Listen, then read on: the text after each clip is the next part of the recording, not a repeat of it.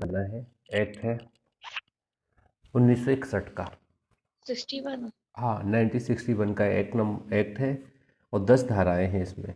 इसके अलावा 3 धाराएं एक्स्ट्रा जोड़ी गई हैं इसमें, जो 1986 में जोड़ी गई हैं, 4A 8A 8B, 4A 8A 8B। 1986 में इन 3 धाराओं को जोड़ा गया।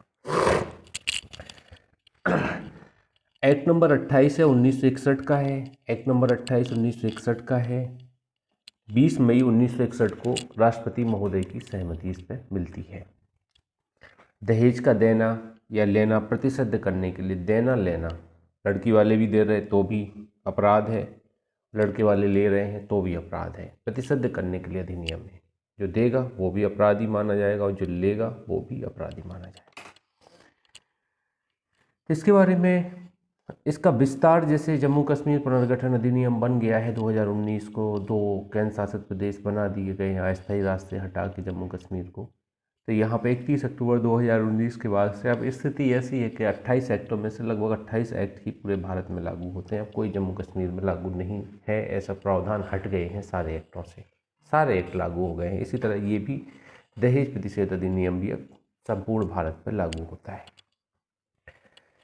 यह किस तारीख को लागू होगा, तो इसके लिए यहाँ पे नीचे ब्लैक होल्डेड में लिखा हुआ है। सरदार पटेल जयंती होती है, किस तारीख को होती है सरदार पटेल जयंती? 1 जुलाई को, 1961। 1 जुलाई को सरदार पटेल जयंती होती है। सरदार पटेल जयंती के दिन ये लागू हुआ है।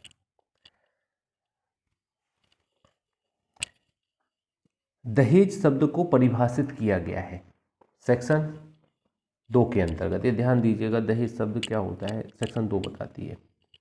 अब दहेज शब्द के अंतर्गत ये मत सोचिएगा संपत्ति सब कुछ आता है। यहाँ पे संपत्ति और मूल्यवान प्रतिभूति कुछ भी आती है, जो मूल के रूप में वैल्यूबल होती है वो सब आती है, और किसी भी प्रकार की संपत्ति आती है। अब ये केस मैं देख रहा था, कल परसों की खबर है, टीवी में दिखा रहे थे कि भाई एक गरीब आदमी है, वो झाड़ू लगाता है सड़क पे। उसने अपनी लड़की की शादी एक जगह की। लड़का एम्प्लॉय था, नगर पालिका में एम्प्लॉय था लड़का, बाबू वगैरह था। तो उसकी इच्छा थी कि रॉयल एनफील्ड दो, उसको पूरा सामान दो दहेज का। तो उसने घर, उसके यहाँ 3 छप्पड़ वाला घर है देख लीजिए, उसने सारी दम लगा दी, रॉयल एनफील्ड खरीदा उसने, बाइक खरीदी और पूरा सामान खरीदा। लड़के वाले बारात लेके नहीं आते हैं, उनका कहना ये रहता है कि दहेज में मुझे गाड़ी नहीं, अब स्विफ्ट डिजायर चाहिए। नहीं कर पाता बेचारा, वो शादी नहीं हो पाती, उसको मीडिया वाले दिखा रहे थे। अब देखिए, दहेज प्रतिषेध किया गया है कि दहेज हमारे यहाँ चलता है, बुंदेलखंड में बहुत चलता है दहेज। इंदौर में का नाम मात्र का दिखता है दहेज। मोस्टली तो ये होता है इंदौर में, तो मैंने ये देखा है अगर 2 लड़के लड़की के बीच में अगर शादी हो रही है, 2 विभिन्न समुदायों में भी शादी हो रही है, तो वो लोग शेयरिंग करके पार्टी करवा देते हैं, खाने वाने की व्यवस्था शेयरिंग में हो जाती है। लेकिन यहाँ सब कुछ लड़की वालों पर ही डिपेंड होता है। तो कोई संपत्ति दी जाती है, कोई मांग की जाती है, ऐसी संपत्ति कैसी होना चाहिए? मूल्यवान होना चाहिए या कुछ संपत्ति होना चाहिए, मूल्यवान प्रतिभूति होना चाहिए। शादी के समय मांगा जा सकता है, शादी के पहले मांगा जा सकता है, और शादी के पश्चात भी दहेज मांगा जा सकता है। ये 2 चीज़ें आप यहाँ पे देखिएगा, 2 इसके हिट पॉइंट हैं, इसको हम पढ़ते हैं, समझिएगा।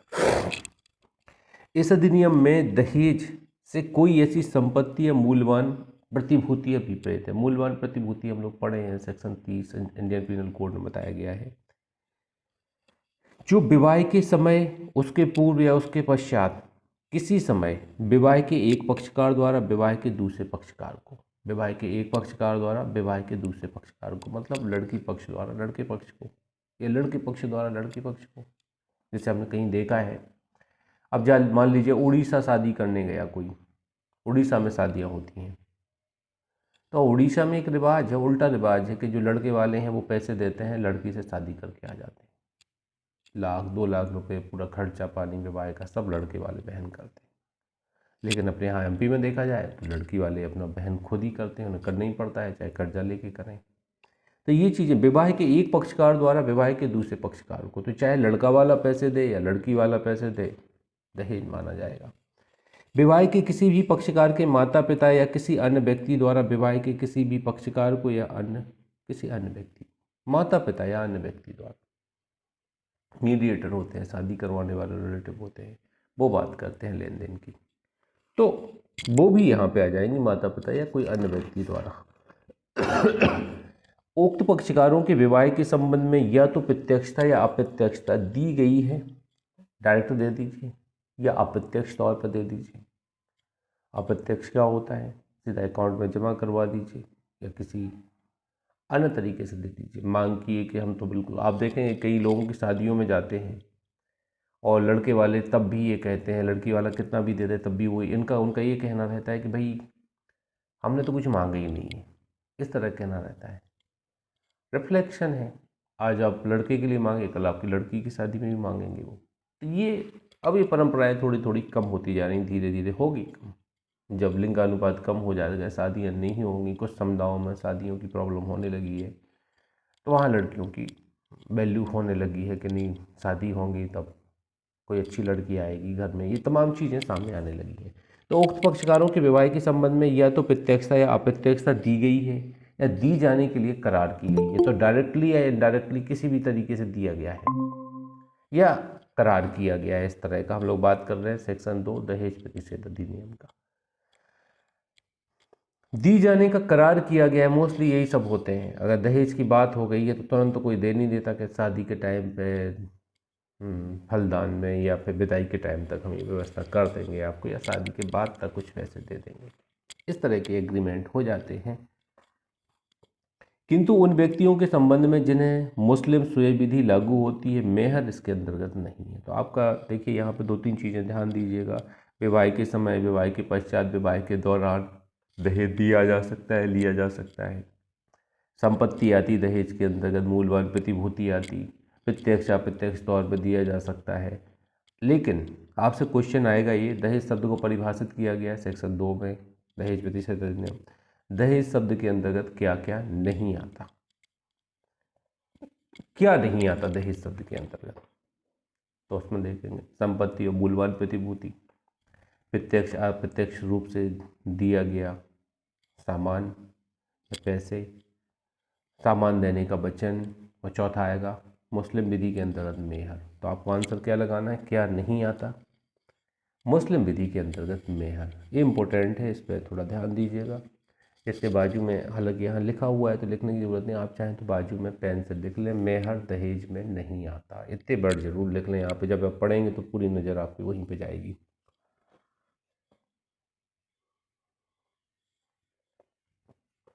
दहेज देने या दहेज लेने के लिए शास्ति। अब देखिए, लड़की वाले दहेज दे रहे हैं या लड़के वाले दहेज ले रहे हैं, तो सेक्शन 3 दंड दिए जाने की बात करती है। कैसे?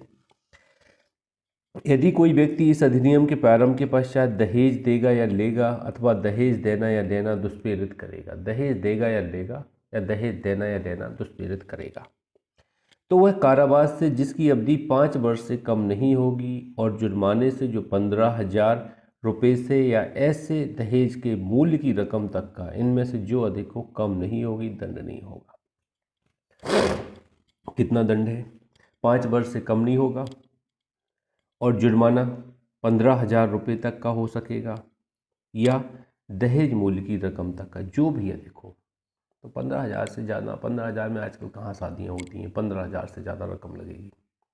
तो दहेज मूल्य तक हो सकेगा 15,000, या दहेज मूल्य तक जुर्माना हो सकेगा, या कारावास 5 वर्ष तक हो सकेगा। 5 वर्ष से कम नहीं होगा, मतलब 5 वर्ष निर्धारित है कि 5 ही वर्ष दिए जाएगा। एक परंतु लिखा है, परंतु न्यायालय ऐसे पर्याप्त तो विशेष कारणों से जो निर्णय में लेखबद्ध किए जाएंगे 5 वर्ष से कम की किसी अवधि के कारावास का दंडादेश अधिरोपित कर सकेगा। 5 वर्ष से कम का दंडादेश भी न्यायालय अधिरोपित कर सकेगा। ये आप यहाँ पे ध्यान दीजिएगा सेक्शन 3 परंतु में। अब सब क्लॉज 2 कहती है उपधारा 1 की कोई बात। अब ये तो देखिएगा, इनको भी थोड़ा ध्यान दीजिएगा। ऐसी भेंटों को जो वधू को विवाह के समय उस निमित्त कोई मांग किए बिना दी जाती हैं, उसके संबंध में लागू नहीं होगी। अब देखिए, कुछ जैसे लड़की है जिसकी शादी हो रही है, उसको शादी के समय कुछ भेंटें दी जाती हैं जिसको उसने मांग नहीं की है। हम लोग देखते हैं कुछ पर्सनल गिफ्टें होती हैं, मान लीजिए माँ ने कुछ गिफ्ट दी, हमारे रिलेटिव लोग गिफ्ट देते हैं, पायल बिछिए देते हैं, जंजीर पहनाते, अंगूठी पहनाते, समथिंग इस तरह का हम लोग देखते हैं कल्चर में। किसी ने मांग नहीं की है। क्या कोई मांग करता? नहीं करता। अब ऐसे मांग नहीं की गई तो वो दहेज में नहीं होती है। तो मांग किए बिना दी जाती हैं, उसके संबंध में लागू नहीं होती, ये दहेज नहीं है। परंतु यह तब जबकि ऐसी भेंटें इस अधिनियम के अधीन बनाए गए नियमों के अनुसार रखी गई सूची में दर्ज की जाएंगी। जो 1985 का नियम है उसमें बताया गया है कि वधू को जो कुल मिलाकर देखिए ऐसा होता है कि हमारे यहाँ जैसे, जहाँ तक मुझे ध्यान है, मैंने अपनी बुआ की लड़की की शादी खुद ही हेल्ड की थी, मैं खुद ही मैनेजमेंट किया था उसको, सिस्टर की शादी खुद मैनेजमेंट किया था। तो हम लोग क्या किए थे, एक डायरी बनाए थे। उस डायरी में हम लिखते जाते थे कि किसने क्या दिया है और किसको क्या दिया अपन ने। तो ऐसा पूरा खर्चा, पूरा मेंटेनेंस उसमें था। तो हमने बिल जोड़ा था तो काफ़ी लंबा बिल आया था उसका, और कितना मिला था वो भी वहाँ पे क्लियर हो जाता, कितना किस में खर्चा हुआ था। तो अपन लोग पूरा मैनेजमेंट करते, वही चीज़ें कहना चाहते हैं। परंतु यह तब जबकि भेंटें इस अधिनियम के अधीन बनाए गए नियमों के अनुसार रखी गई सूची में दर्ज की जाएगी। तो आपको लिस्टेड करना है, एक सूची बनाना है, वधू को अपनी सूची बनाना है और वर को अपनी सूची बनाना है जो उसको गिफ्ट बिना मांगे दी जा रही हैं। यही बात बी में लिखी है। ऐसी भेंटों को जो वर के विवाह के समय उस निमित्त कोई मांग किए बिना दी जाती हैं या उनके संबंध में लागू नहीं होंगी। परंतु यह तब जबकि ऐसी भेंटें इस अधिनियम के अधीन बनाए गए नियमों के अनुसार रखी गई सूची में दर्ज की जाती हैं। परंतु यह और जहाँ ऐसी भेंटें जो वधू द्वारा या उसकी ओर से किसी व्यक्ति द्वारा जो वधू का नातेदार है दी जाती हैं, वहाँ ऐसी भेंटें रूढ़िगत प्रकृति की हैं और उनका मूल्य ऐसे व्यक्ति की वित्तीय परिस्थिति को ध्यान में रखते हुए जिसके द्वारा या जिसकी ओर से ऐसी भेंटें दी जाती हैं अधिक नहीं है। अब यहाँ पे भी एक चीज़ और इन्होंने कह दी है कि ये कहता है कि वधू को लिस्ट बनाना है, जो बिना मांगी हुई वस्तुएं उसको मिलती हैं, चीज़ें मिलती हैं, तो एक लिस्ट बनाई जाएगी उसकी। बी कहती है वर को भी ऐसी लिस्ट बनाना है जो बिना मांगे उसको मिलती हैं चीज़ें। तो ऐसी शादी में कई चीज़ें होती हैं जो बिना मांगे दे देते हैं, परिवार वाले या रिश्तेदार दे देते हैं एक दूसरे को। परंतु इसका जो सेकंड परंतुक है ये थोड़ा यहाँ अंडरस्टैंडिंग कीजिएगा। परंतु यह और जहाँ ऐसी भेंटें जो वधू द्वारा या उसकी ओर से किसी व्यक्ति द्वारा जो वधू का नातेदार है दी जाती हैं, वहाँ ऐसी भेंटें रूढ़िगत प्रकृति की हैं और उनका मूल ऐसे व्यक्ति की वित्तीय परिस्थिति को ध्यान में रखते हुए जिसके कारण, जिसके द्वारा या जिसकी ओर से ऐसी भेंटें दी गई हैं अधिक नहीं है। ये ध्यान दीजिएगा, उनकी हैसियत देखनी पड़ेगी कि हैसियत से बढ़ के तो नहीं दे रहे। अब जिसके यहाँ मान लीजिए ज़्यादा कुछ हो ना, उससे बात करें कि ऑडी कार दे दो, तो वो कहाँ से लाएगा ऑडी कार? आपको पता है ना, 30-35 लाख से 40 लाख से शुरुआत है ऑडी कार, नहीं दे पाएगा। तो अगर वो दे रहा है तो ये सामर्थ्य के विरोध में है। तो ये चीज़ें देखी जाएगी रूढ़िगत प्रथाओं को छोड़ के। रूढ़िगत प्रथाएँ होती ना, अब जैसे लड़के वाले मंगलसूत्र लेके आएंगे ही, शादी होगी, लाएंगे, बिछिया लाएंगे, पायल लाएंगे, कुछ चढ़ाने की चीज़ें लाएंगे, आप बोलोगे दहेज है? नहीं, ये रूढ़िगत चीज़ें हैं जी, रूढ़िगत चीज़ें हैं। दहेज वो होगा जैसे चाहे लड़की वाले देते हैं, जैसे सामर्थ्य से अधिक दे रहे हैं। कोई परंपरा है, मान लीजिए लड़की वालों के यहाँ के सोने के चांदी के सिक्के देना है, एक परंपरा है कि एक जगह चांदी के सिक्के देने पड़ते हैं। अब बोलोगे कि चांदी के सिक्के क्या दहेज है? नहीं है। रूढ़िगत परंपरा में आने वाली चीज़ें दहेज नहीं है। लेकिन आप बोलेंगे कि चांदी नहीं, स्पेसिफाई सोने के सिक्के चाहिए हमें, तो ये यहाँ पे दहेज हो सकता है कि आप बढ़ के मांग रहे हैं, उनकी हैसियत से ज़्यादा मांग रहे हैं। अब ये तो हो गया दहेज देने या लेने के लिए दंड। तो देना और लेना प्रोहिबिट किया गया सेक्शन 3 में। दहेज मांगने के लिए दंड, एक दूसरा दंड है सेक्शन 4 में।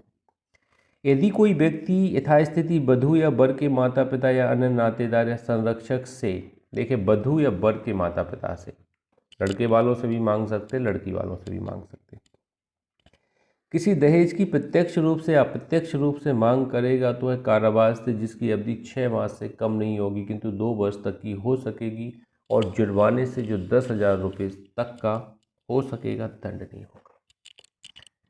प्रत्यक्ष अप्रत्यक्ष तौर पर इसमें एक परंतु लिखा, परंतु कहता है न्यायालय से पर्याप्त और विशेष कारणों से जो निर्णय में लेखबद्ध किए जाएंगे 6 मास से कम की किसी अवधि का कारावास का दंडादेश निरूपित कर सकते। तो भैया 6 माह से 2 वर्ष तक और 10,000 तक जुर्माने से, और न्यायालय 6 माह से कम का दंड भी दे सकता है परंतु के तहत। तो दहेज मांगने पर 6 माह कम से कम, अधिकतम 2 वर्ष, और जुर्माना 10,000 तक का लगाया जा सकेगा। और विशेष कारण होने पर 6 माह से कम का दंडादेश दिया जा सकेगा। तो ये ध्यान दीजिएगा। दूसरा दंड है सेक्शन 4A में आ जाती है, 1986 में जोड़ी गई, विज्ञापन पर पाबंदी। अब देखिए, ऐड निकलते हैं शादियों के, हमें खुद पता है ऐड निकलते हैं, और ऐड की स्थिति भयावह इतनी रहती है कि उन्होंने कहा ये लड़का वो है, मान लीजिए कोई अधिकारी है इस पोस्ट में, उसी के समतुल्य लड़की चाहिए, इस तरह की बातें आती हैं ऐडों।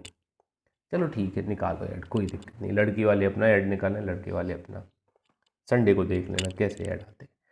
4 विज्ञापन पर पाबंदी। यदि कोई व्यक्ति अपने पुत्र या पुत्री या किसी अन्य नातेदार के विवाह के प्रतिफलस्वरूप किसी समाचार पत्र, नियतकालिक पत्रिका, जर्नल या किसी अन्य माध्यम से अपनी संपत्ति या किसी धन के अंश या दोनों के किसी कारोबार या अन्य हित में किसी अंश का प्रस्थापन करेगा। एक ऐड निकाला, किसी की लड़की है, उसने ऐड निकाला, भैया हमारी एक लड़की है, इकलौती लड़की है, जो कोई इससे शादी करेगा, वेल रिपोर्टेड होगा, उसको हम अपनी प्रॉपर्टी में हिस्सा दें, आधा हिस्सा उसको। अब ये तो धमाल टाइप की पिक्चरें हो गई है भैया, क्या होता, भीड़ लग गई है लड़कों की, जो नहीं है पैसे वाले वो भी शो कर रहे हैं अपने आप को हम पैसे वाले हैं। या लड़के वालों ने ऐड निकाला कि भैया हमारा लड़का इस पोस्ट पे है और जो कोई 50 लाख रुपए देगा हम उससे शादी करेंगे अपनी लड़की, या उसी के समान पोस्ट पे करेंगे। ऐसा कुछ मायने तक ऐसे ऐड निकलते हैं, लेकिन ऐसा डायरेक्टली नहीं आता कि इतने लाख रुपए चाहिए, इतना प्रॉपर्टी देंगे, ऐसे ऐड नहीं निकालते हैं। अप्रत्यक्ष ऐड तो निकल आते हैं, ये समतुल्य लड़की चाहिए, उसी के समान लड़की चाहिए, ग्रेड 1 का अधिकारी है लड़का, इस तरह के निकलते हैं। तो कहने का तात्पर्य है वही एक रिपुटेड फैमिली में शादी करना, इस तरह की बातें आती हैं। तो यहाँ पे जहाँ पे पैसे की मांग की जाती है या देने का बात की जाती है, तो वो उस तरह की बातें आती हैं, इस तरह का विज्ञापन प्रतिषेध किया गया है। खंड बी कहता है, खंड ए में निर्देश कोई विज्ञापन मुद्रित करेगा, प्रकाशित करेगा, परिचालित करेगा तो वह कारावास से 6 माह से कम नहीं 5 वर्ष तक हो सकेगा, जुर्माने से 15,000 रुपये तक हो सकेगा, दंड नहीं होगा। 6 माह से 5 वर्ष तक और 15,000 रुपये तक की जुर्माने से दंडित होगा, परंतु 6 माह से कम का दंड भी दिया जा सकेगा। देखिए, ये तीसरा दंड है इस एक्ट का। सेक्शन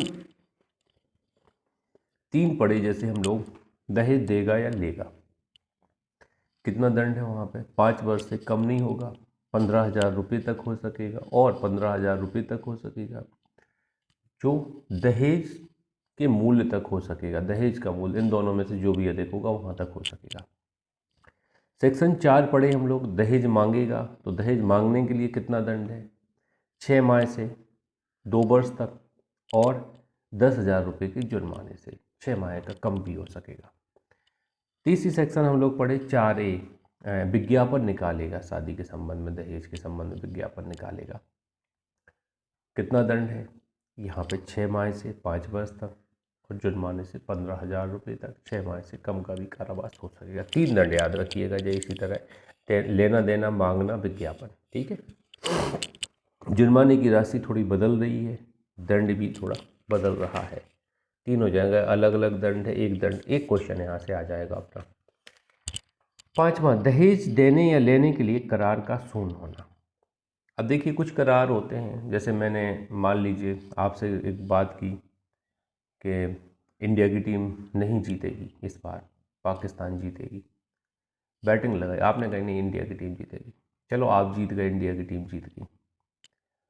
अब हम आपके पैसे नहीं देने वाले हैं, तो आप क्या करेंगे, हम पे केस कर देंगे, स्पेसिफिक परफॉर्मेंस लगा देंगे या ब्रीच ऑफ कॉन्ट्रैक्ट लगा देंगे। कैसे लगाएंगे, अनलॉफुल एक्टिविटी पर करार किया गया है तो शून्य होगा। दहेज मांगने का करार भी प्रारंभ से शून्य होता है। आप किसी केस नहीं लगा सकते कि साहब मैंने बात करी थी कि हम अपने लड़के की शादी 50 लाख में करेंगे, लड़की वालों ने हमें 20 लाख दिए, 30 लाख और दिलवाया जाए, हमारे एग्रीमेंट को इन्फोर्स कराया जाए, कर सकते। अनलॉफुल करार है। करार क्या होता है, शून्य होता है। दहेज देना लेना शून्य माना, अपराध माना जाता है, अवैध। अब विधि विरुद्ध कार्य आप करेंगे, उसके विरुद्ध में संबंध में जो करार करेंगे वो कैसे होते हैं, शून्य होते हैं, हमें पता है। तो शून्य होता है, दहेज देना लेने का करार कैसा होता है, शून्य होता है, इतना आप यहाँ समझिएगा।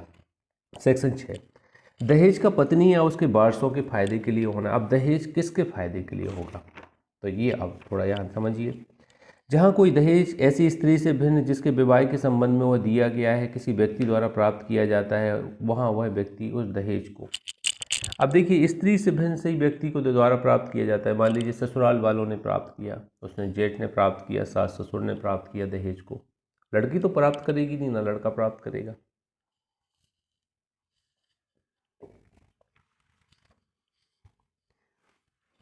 वहाँ वह व्यक्ति उस दहेज को, यदि वह दहेज विवाह के पूर्व प्राप्त किया गया था तो विवाह की तारीख से 3 माह के भीतर, यदि वह दहेज विवाह के समय या पश्चात प्राप्त किया गया था तो उसकी प्राप्ति की तारीख से 3 माह के भी पश्चात या भीतर, 3 माह के भीतर। यदि वह उस समय जब स्त्री अबेश थी तब प्राप्त किया गया था तो उसके 18 वर्ष आयु प्राप्त करने के पश्चात, 3 माह के भीतर। तीन माह का कॉन्सेप्ट है तीनों जगह पे। स्त्री को अंतरित कर देगा और ऐसे अंतरण तक उसे न्यास के रूप में स्त्री के फायदे के लिए धारण करेगा। देखो दहेज देना लेना अपराध है, आपने ले लिया अपराध, अब आपको क्या करना है, वापस कर देना है। जैसी शादी हुई, शादी के 3 महीने के बाद, शादी के पहले लिया गया है तो उसके पहले लेने के 3 महीने के बाद, या शादी होने के पश्चात लिया गया है शादी के दौरान तो 3 महीने के बाद, माइनर है तो उसके मेजर होने के 3 माह के भीतर दहेज आपको प्रत्यावर्तित कर देना है। किसको, उस स्त्री को जिससे परिवार से दहेज लिया है, और ऐसे अंतरण तक उसे न्यास के रूप में धारण करना है। मतलब आप एक ब्रीच ऑफ ट्रस्ट ही हो जाएंगे अगर आप हड़प जाएंगे उसको, तो ध्यान दीजिए। दूसरा, यदि कोई व्यक्ति उपधारा 1 द्वारा अपेक्षित किसी संपत्ति का जिसके लिए निर्दिष्ट परिसीमा काल के भीतर या उपधारा 3 या द्वारा अपेक्षित अंतरण करने में असमर्थ रहेगा तो वह कारावास से जिसकी अवधि 6 मास से कम नहीं होगी किंतु 2 वर्ष तक हो सके, या जुर्माने से 5,000 रुपये से कम नहीं होगी किंतु 10,000 तक हो सकेगी, दोनों से दंडनीय। अब 3 माह के अंदर वो नहीं प्रत्यावर्तित करता है उस स्त्री को तो क्या होगा, दंडित करेंगे 6 माह से 2 वर्ष तक, या जुर्माना 5,000 से 10,000 तक, या दोनों से दंडित करेंगे। तो अगर कोई ऐसा दहेज दिया गया है तो अब उस स्त्री के परिप्रेक्ष्य में दिया जाता है, पर बोलते ना तो अब घर वाले क्या बोल देते हैं। अब ये सबकी घर की कहानियाँ हैं ये, हिंदू धर्म में विशेष तौर से। अब घर वाले बोल देते हैं कि भाई अब जो कुछ मिला है उसी लड़की उसी बहू के लिए तो है, उसी के कमरे में रखा है सब, हम थोड़ी ले लिए हैं। दहेज तो ले ही लिया आपने, दहेज ले लिया, जो पैसा लिया है सब स्त्री के नाम ही करो, आप अपने नाम नहीं करो, तो यहाँ पे बच जाएंगे कि चलो कुछ दिया गया है तो ये शो कर देंगे, नहीं मुझे कुछ नहीं दिया गया, सब इन्हीं का गिफ्ट है, उन्हीं को गिफ्ट किया गया, मैंने कुछ नहीं, तो आप बच जाएंगे। अगर नहीं आप लड़की को स्थापित नहीं करते, उस स्त्री को स्थापित नहीं करते, प्रत्यावर्तित नहीं करते, तो 6 माह से 2 वर्ष तक, या जुर्माने से 5,000 से 10,000 तक, या दोनों से दंडित किए जाएंगे। सब क्लॉज 3, जहाँ उपधारा 1 के अधीन किसी संपत्ति के लिए हकदार स्त्री को उसे प्राप्त करने के पूर्व मृत्यु हो जाती है। अब मान लीजिए स्त्री मर गई है जिसके संबंध में शादी की गई है, कई बार दुर्घटनाएं हो जाती हैं, एक्सीडेंट है, देखो जीवन का कोई भरोसा नहीं है। हम लोगों को बड़ा घमंड रहता है अपने आप पे, अपने नॉलेज पे, अपने रंग रूप पे घमंड रहता है, लेकिन हकीकत में स्थायित्व कुछ नहीं है, सब क्षणिक चीज़ें हैं। हमारा जीवन क्या है, नश्वर है, नष्ट होगा एक दिन। तो यहाँ पर अगर वो स्त्री मर जाती है जिसकी शादी हुई है 3 माह के अंदर, मान लीजिए कोई एक्सीडेंट हो गया, कोई दुर्घटना घट गई, वह स्त्री के वारिस उसे तत्समय धारण करने वाले व्यक्ति से दावा करने के हकदार होंगे। उसके वारिस LR अगर है तो अब LR 3 माह में कहाँ से आ जाएंगे, LR नहीं है तो वारिस जो होंगे वो। परंतु जहाँ ऐसी स्त्री की मृत्यु उसके विवाह के 7 वर्ष के भीतर प्राकृतिक कारणों से अन्यथा हो जाती है, वहाँ ऐसी संपत्ति, अब जी कह रहे वारिस प्राप्त करेंगे, जो वारिस होगा उनको जाएगा। अब वारिस कौन होगा, अब बच्चों के बारे में बात करते हैं यहाँ पे, 3 माह का अपन ना छोड़ेंगे, 3 माह की बात करते हैं तो 3 माह में वारिस कोई नहीं है यहाँ पे, तो ये दहेज फिर से वापस प्रत्यावर्तित हो सकता है, माँ बाप के पास, भाई बहन के पास जा सकता है, पति से बने।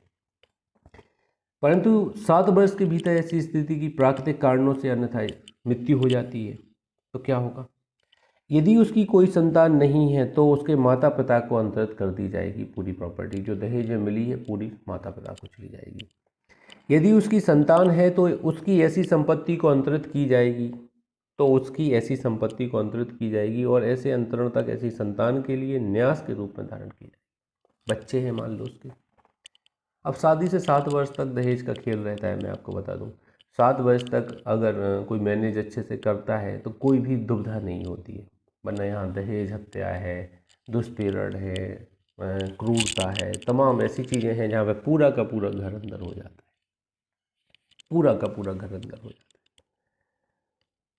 इसी संबंध में कभी एक केस मेरे पास आया था, ग्वालियर का था, किसी का रिलेटिव का कोई स्टूडेंट है हमारे, उन्होंने रेफ़र किया था तो मैंने वहाँ भेजा था। ज्योति जी हैं, एक एडवोकेट हैं, मेरी सर आप कराइए ज़मानत। एक्चुअली वो बहू ही उनकी ख़राब थी, वो अपने सास ससुर को दबा के रखती थी और उन लोगों को बिल्कुल मतलब ना तो खाना दे ना कभी वो कोई सुविधाएं उनको दे, पूरी तरह से परेशान करके रखी थी। उल्टा केस क्रूरता का बनवा दिया था दहेज मांगने का, अपने आप को चोटिल कर लिया, केस कर लिया, सब लोगों को अंदर कस्टडी में जमा करा दिया। वो शुगर पेशेंट थे, हमने कहा जमानत करा दीजिए आप, तो फिर और जमानत करवाई हमने, जैसे भी जो हुआ। तो माता पिता को अगर संतान नहीं है या संतान है तो संतान को, लेकिन संतान को प्रॉपर्टी कब मिलेगी? अपन टीपीए पढ़ते हैं, टीपीए में पूर्वकालिक हित क्रिएट कर देंगे, यानी ट्रस्ट कर देंगे न्यास के तौर पे। उसका पिता पति है, पति या बच्चों का पिता जो है वो यहाँ पे ट्रस्टी हो जाएगा या कोई अन्य व्यक्ति हो जाएगा। जब बच्चे 18 वर्ष के हो जाएंगे तो उनके हेड ओवर हो जाएगी। माइनर को थोड़ी प्रॉपर्टी ट्रांसफर होती है, अपन को खुद पता है।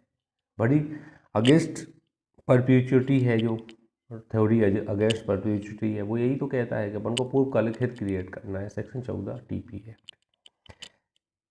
सब क्लॉज 3A, जहां उपधारा 1 या उपधारा 3 द्वारा अपेक्षित संपत्ति का अंतरण करने में असफल रहने के लिए उपधारा 2 के अधीन सिद्ध दोष ठहराए गए किसी व्यक्ति ने उस उपधारा के अधीन उसके सिद्ध दोष ठहराए जाने के पूर्व ऐसी संपत्ति का उसके लिए हकदार स्त्री को या यथास्थिति उसके वारसों माता पिता संतान को अंतरण नहीं किया है, वहाँ न्यायालय उस उपधारा के अधीन दंड अधिनिर्णित करने के अतिरिक्त लिखित आदेश द्वारा यह निर्देश देगा कि ऐसा व्यक्ति ऐसी संपत्ति का यथास्थिति ऐसी स्त्री का उसके वारसों माता पिता या संतान को ऐसी अवधि के भीतर जो आदेश में निर्देश की जाए अंतरण करे, और यदि ऐसा व्यक्ति ऐसे निर्देश का इस प्रकार वर्णित अवधि के भीतर अनुपालन करने में असफल रहेगा तो संपत्ति के मूल्य के रकम बराबर रकम उससे ऐसे वसूल की जा सकेगी मानो वह ऐसे न्यायालय द्वारा अधिरोपित जुर्माना हो और उसका यथास्थिति उस स्त्री या उसके वारसों माता पिता संतान को संदाय किया जाए।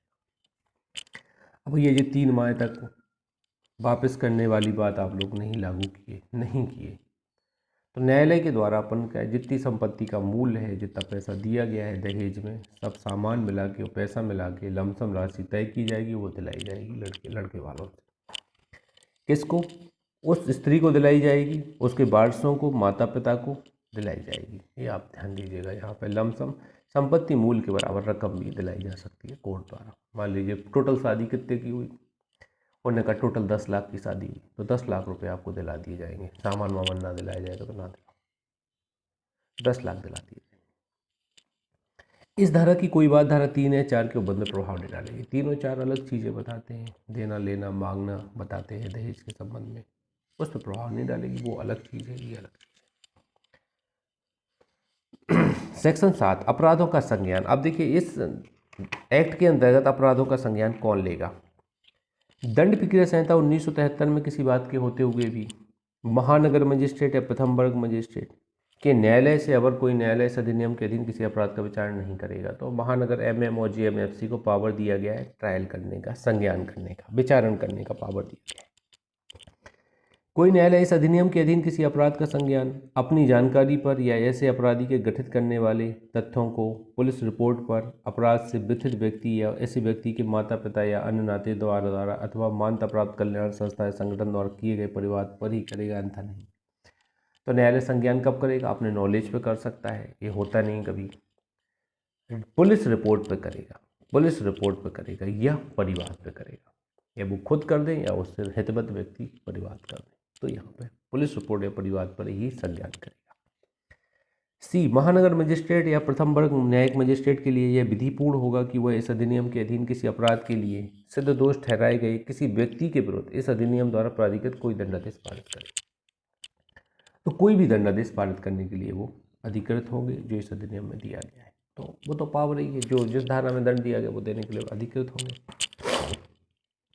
यहाँ पे स्पष्टीकरण में मान्यता प्राप्त कल्याण संस्था को या संगठन को परिभाषित किया गया है, तो थोड़ा इसको देख लीजिएगा। आगे बढ़ते हैं। सब क्लॉज 2, दंड प्रक्रिया संहिता के अध्याय 36 की कोई बात इस अधिनियम के अधीन दंडनीय किसी अपराध को लागू नहीं होगी। देखिए इसमें क्या दिया गया है, संज्ञान लेने के लिए परिसीमा दी गई चैप्टर 36 में कि 3 वर्ष होगी, संज्ञान के लिए 1 वर्ष होगी। इस तरह अपन पढ़ते ना 467-68 में लिमिटेशन बताती है चैप्टर 36, तो ये इस पर लागू नहीं होती है। मतलब दहेज के संबंध में कभी भी आप केस कर सकते हैं, 7 वर्ष तक के मामलों में ही केस लगते हैं दहेज के, ध्यान देना शादी के।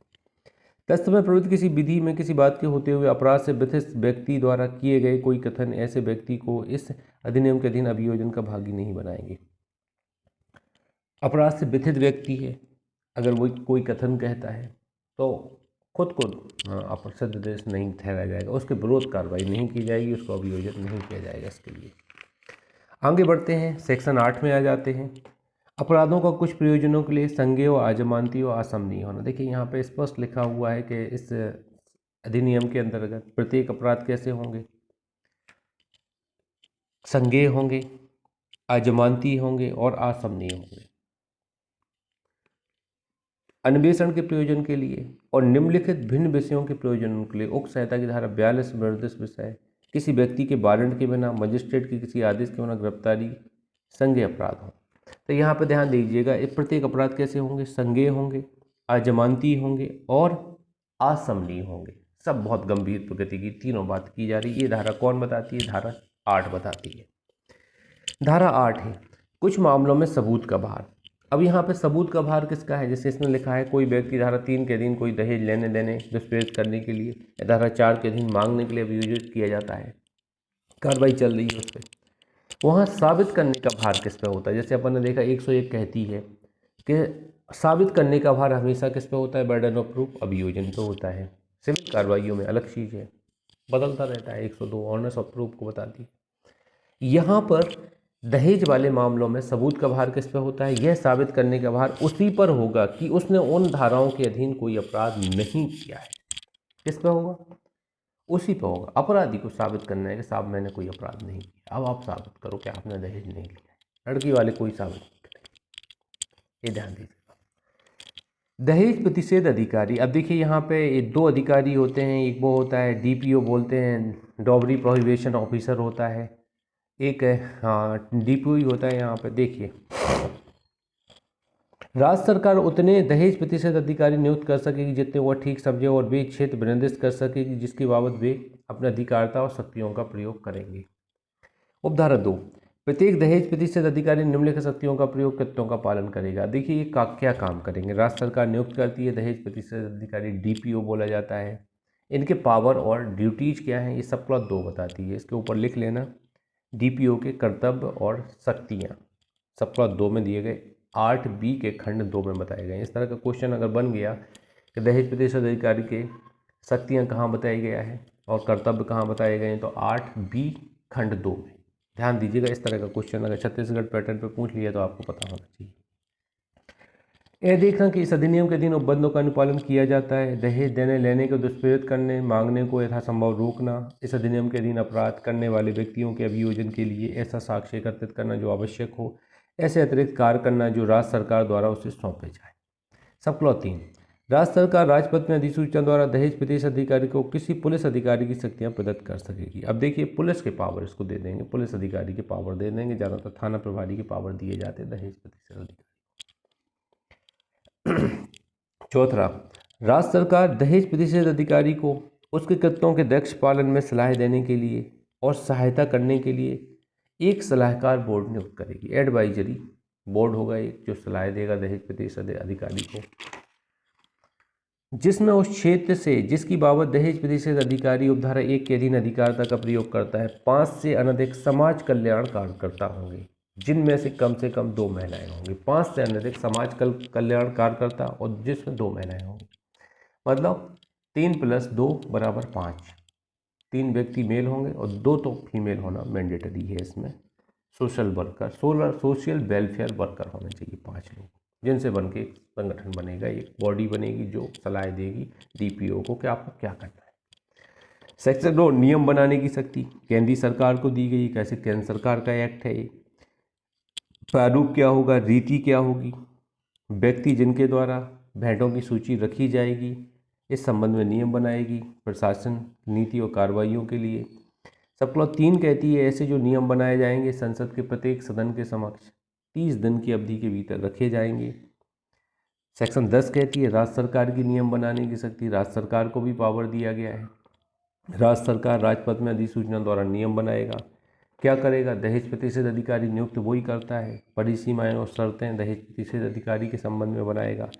ऐसे नियम बनाए जाने के यथाशीघ्र पश्चात राज्य विधानमंडल के समक्ष रखे जाएंगे। ये अपना यहाँ पे दहेज प्रतिषेध अधिनियम है।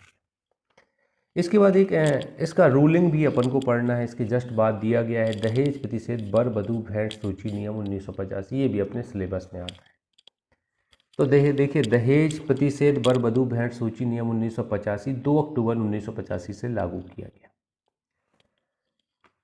यहाँ पे केंद्रीय सरकार द्वारा दहेज प्रतिषेध अधिनियम 1961 की धारा 9 द्वारा प्रदत्त शक्तियों का प्रयोग करते हुए इसको बनाया गया है। 1985 के अधिनियम को सेक्शन 9 में नियम बनाने की पावर है केंद्र सरकार की, उसी नियम बनाने की पावर के अंतर्गत इसको बनाया गया है। 2 अक्टूबर 1985 से लागू है। नियम 1 कहता है, इसका संक्षिप्त नाम और लागू होने की डेट बताता है। गांधी जयंती से समझ लीजिए लागू है। नियम जिसके अनुसार भेंटों की सूचियां रखी जानी है। अब देखिए यहाँ पे सेकंड नियम बताता है कि भेंटों की सूचियां रखना है। तो यहाँ पे वही चीज़ें बताई गई हैं कि जो वर को दिया जाएगी भेंटें वो वर सूची रखेगा, और वधू को जो भेंटें दी जाएंगी वो वधू सूची रखेगी, मतलब उनके परिवार वाले रखते हैं। स्पष्टीकरण 1 ये कह देता है, इसको मैं थोड़ा पढ़ देता हूँ, यही कैसे 2 ही नियम हैं इसमें, थोड़ा इसको देख लेते हैं। विवाह के समय जो भेंटें वधू को दी जाएंगी उसकी एक सूची वधू रखेगी। सब क्लॉज 2 कहती है विवाह के समय जो भेंटें वर को दी जाएंगी उसकी सूची एक वर रखेगा, मतलब उनके परिवार वाले रखेंगे। एक कॉपी डायरी बना लेते ना, खर्चे वर्चे किसने कितना दिया, मामी ने कितना दिया, बुआ ने कितना दिया, पायल दिए, कितने तोले की होंगी, कितना वजन होगा। कुछ लोग अनुमान रेट भी लगा लेते हैं, कई लोग नहीं। जैसे मेरे यहाँ मेरी सिस्टर की शादी हुई तो हम लोगों ने क्या है, किसी ने कोई गिफ्टेड चीज़ें दी हैं तो हम लोगों ने लिख लिया। अब ये नहीं लिखा कि भाई कितने का दिया है, आपने पायल दी हैं तो मैंने लिख लिया पायल मिली है। अब उनके यहाँ शादी होगी उनकी लड़की की, तो यहाँ पे क्या होता है, प्रत्यावर्तन करते हैं अपन लोग, लौटाते हैं, ये व्यवहार टाइप का होता है। तो एक सूची बनाई जाएगी लड़के वालों की लड़के द्वारा और लड़की वालों की लड़की द्वारा, मतलब उनके परिवार द्वारा। उपनियम 1 और उपनियम 2 में निर्दिष्ट भेंटों की प्रत्येक सूची विवाह के समय, विवाह के पश्चात तथा समय शीघ्र तैयार की जाएगी। विवाह के समय या विवाह के पश्चात लिखित में होगी। उसमें होगा प्रत्येक भेंट का संक्षिप्त विवरण होगा, भेंट का अनुमानित मूल्य होगा, उस व्यक्ति का नाम होगा जिसने भेंट दी है। यदि वह व्यक्ति जिसने भेंट दी है वधू या वर का नातेदार है तो ऐसी नातेदारी का विवरण होगा, कौन किस रिश्तेदारी में आ रहा है। तो वही चीज़ें हैं, तमाम चीज़ें। वर और वधू दोनों हस्ताक्षर होंगी, दोनों से साइन करवाए जाएंगे लड़के लड़कियों से। जी अपन ने आज तक देखा ही नहीं कि ऐसा कभी होता है। हाँ, बना ली जाती डायरी के, लिखते जाते हैं कि अपन को बाद में लौटाना पड़ेगा, लिख लो के।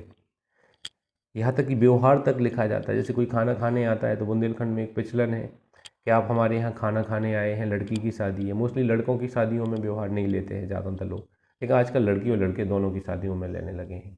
उसमें उपस्थिति दर्ज होती है, आपका नाम आ जाता है लिस्ट में कि आप आए हैं, खाना खा गए, 101 रुपया, 501 रुपया, 51 रुपया, कुछ लिखा गया। तो कई लोग ये देखते हैं, तो ये चीज़ें भी हैं, तो पूरी लिस्टेड रखी जाती है। तो जहाँ वधू हस्ताक्षर करने में असमर्थ है, देखिए अनपढ़ बहू है तो क्या करेंगे, अंगूठा लगवा लेंगे। स्पष्टीकरण एक ही कहता है। स्पष्टीकरण 2 कहता है अगर लड़का अनपढ़ है तो क्या करेंगे, उससे अंगूठा लगवा लेंगे उस लिस्ट में। तो ये स्पष्टीकरण 1, 2 कहता है। सब क्लॉज 4 कहती है वर या वधू यदि ऐसा चाहें तो उपनियम 1 या 2 में निर्दिष्ट सूचियों में से किसी एक पर या दोनों पर अपने किसी नातेदार या किसी नातेदारों या विवाह के समय उपस्थित किसी अन्य व्यक्ति या व्यक्तियों के हस्ताक्षर प्राप्त कर सकते हैं। अब यहाँ पे विटनेस के तौर पे कुछ रिश्तेदारों के भी साइन करवा लेते। इतने लोग जोड़ के शादी काहे करवाते हैं, आपने ध्यान दिया। अब लोग देखते बहुत खर्चा है, इतने लोग आएंगे शादी में, क्यों जोड़ते हैं शादी को, हम क्या पब्लिकली मान्यता दिलवाते हैं शादी को पब्लिकली। कि पूरी जनता, पूरे रिश्तेदार मानता देता है, हाँ मैंने तो करवाई थी शादी, में गया था वहाँ पे, बाद में कोई मुकर जाए कि हमने शादी की ही नहीं, हमारी पत्नी नहीं, हमारा पति नहीं है, तो वो मानता, सामाजिक मान्यता यहाँ पे मिलती है। तो एक हिसाब से ये ब्रिटनेस ही तो रहते हैं। अपन को लगता है आ गए खाने के लिए तमाम चीज़ें, तो ये ब्रिटनेस ही रहते हैं। इसमें कुछ धाराओं को अपन को रिलेवेंसी के तौर पे पढ़ना है। 498 ये पढ़ना है जो क्रूरता के संबंध में, जिसमें 3 वर्ष का कारावास, जुर्माने का दंडादेश दिया गया है। यहाँ पे सीआरपीसी की धारा पढ़ना है, 174 आत्महत्या आदि पर पुलिस का जांच करना, रिपोर्ट करना। इंक्वेस्ट, मृत्यु समीक्षा या पंचनामा बनाया जाता है 174 में, कोई अप्राकृतिक मृत्यु हो जाती है। इसके बाद मृत्यु के कारण की मजिस्ट्रेट द्वारा जांच करना, इंक्वायरी करना, to cause to death by magistrate, 176। और एक धारा है 198 ए, 498 ए के अधीन अपराधों का अभियोजन कैसे किया जाएगा, परिवार पे किया जाएगा। इतनी चीज़ें अपन को इसके साथ सहवर्ती पढ़ना है। और एविडेंस की 113 ए पढ़ना है साथ में, किसी विवाहित स्त्री द्वारा आत्महत्या के दुष्पीड़न के बारे में अवधारणा। तो ये 7 वर्ष के भीतर अगर ऐसा कुछ किया जाता है तो ये माना जाएगा, अवधारणा की जाएगी कि दुष्पीड़ित की गई, अगर दहेज की मांग उससे पहले कहीं की जाती है। तो ये अपना यहाँ पे दहेज प्रतिषेध अधिनियम होता है,